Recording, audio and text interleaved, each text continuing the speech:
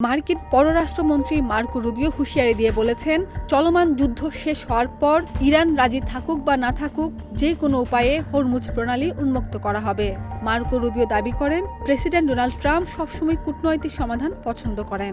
বর্তমানে বিভিন্ন মধ্যস্থতাকারীর মাধ্যমে তেহরান ও ওয়াশিংটনের মধ্যে গোপন আলোচনা ও বার্তা আদান প্রদান চলছে, যদিও ইরান বরাবরই এই ধরনের আলোচনার খবর অস্বীকার করে আসছে।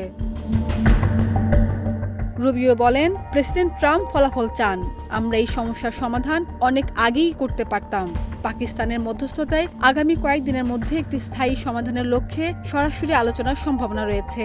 ইরানের স্থলসেনা মোতায়েন বা বুটস অন দ্য গ্রাউন্ড নিয়ে জল্পনা চললেও রুবিও জানান, মার্কিন সামরিক অভিযানের লক্ষ্যগুলো অত্যন্ত সুনির্দিষ্ট।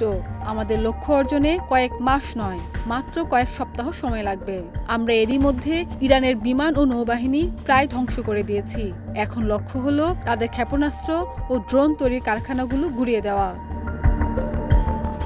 হরমুজ প্রণালীর উপর ইরানের সার্বভৌমত্বের দাবি নাকচ করে দিয়ে রুবিও বলেন, যুদ্ধ শেষ হলে এই আন্তর্জাতিক জলপথ হয় ইরান নিজে খুলে দেবে, নয়তো যুক্তরাষ্ট্র ও তার মিত্রদের সমন্বয়ে গঠিত আন্তর্জাতিক জোট এটি উন্মুক্ত করতে বাধ্য করবে।